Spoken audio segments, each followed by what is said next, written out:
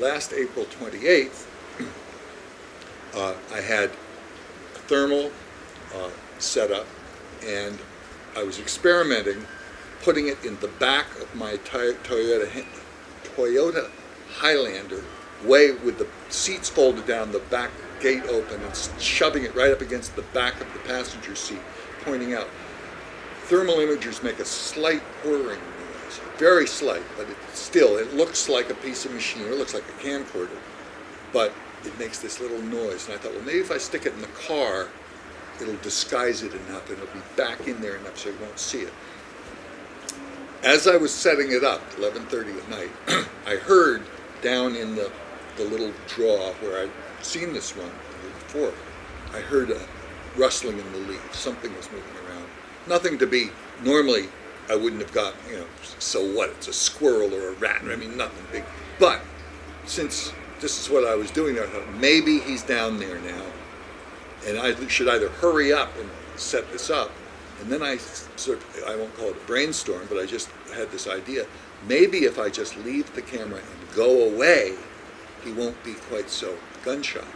And I had a tripod, so I put the thermal on a tripod, pointed it down there, and then I made a rather well, I guess I'll go for a little ride, and got my, not, but literally, and or virtually, got in the car and drove away. Drove a quarter of a mile away and stayed for a couple of hours, which is about the length of the battery on the thermal anyway. Came back, the Zagnut bar that was on the stump was gone, and the battery was dead. So I didn't review the tape until the next morning when I got home. And there it was. Half an hour after I left, this thing comes creeping, and you guys have seen this, so I won't re-describe the whole thing, but he comes creeping out of the woods and sort of low crawls up behind the stump, reaches up, grabs the candy bar, low crawls back, disappears into the woods, and then he seems to gain some confidence because he comes back into the frame standing up from right to left, and you can see him from mid-calf up. It's hard to tell there. Unfortunately, where this is taken, the land drops away from the viewer, so it appears to be flat, but it's not. And when he comes on the frame, he's downhill enough so that, to varying degrees, the lower part of his body is completely hidden. In this case, when he comes back, you can see him from probably mid-calf up. He stands behind the trees and he sways back and forth. I've gone back there. I'm 6'5", and I went back there, took off, just wearing shorts, and sort of did a thermal recreation of him being, but it was me. Obviously, I'm a whole lot thinner. I'm thin anyway, but the thermal doesn't hide anything, and I'm a skinny guy. And this thing is, I mean, he's chunky. I estimated he was about between 7 and 7.5 feet tall. I don't know how much he weighed, but it's a lot.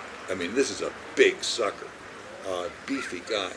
And as soon as I got home and realized what I had, I called up my lawyer, and I called up the copyright office. I went online, I copyrighted it, then I flew to Wisconsin, showed it to Matt, then I took it out to the Bob Gimlin Roundup and showed it to 250 Bigfoot guys, and Bob Gimlin, who has taken nothing but crap, well, almost nothing but crap for 40 years for being the part of the Patterson-Gimlin footage, came up to me afterwards, literally with tears in his eyes, and said, "Thank you so much. Thank you for finally doing this." And he felt like somebody had, this is, if I say so myself, in 40 years, this is the most persuasive footage that anybody has come up with because it's thermal.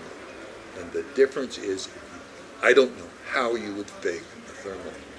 You can easily put somebody in a suit, especially if they're in the distance or it's through night vision and everything's kind of moving and happening fast. But you can't, I don't know how you would fake a thermal. And it isn't the clearest, and it isn't the best, but it's not so bad. And anyway, I stand behind it, and I'm really proud of it, and I'm excited, and I hope, I go back there now, I go back there once a week at least, and I do the same thing, but I leave out candy and peanut butter and squeaky thermal toys and apples and bananas. And I have two thermals going now and a camera with the 950 LEDs, which don't give off any red glow, so it's completely invisible theoretically to everybody. And so I have two camera systems running all night long. One of them has motion detection, so I don't have to watch this tape endlessly to see if anything happened. And the other thermal won't, it's the one with the 2-hour battery. I just take that and do my walking around at night by myself with, but it won't run all night. And that's my story.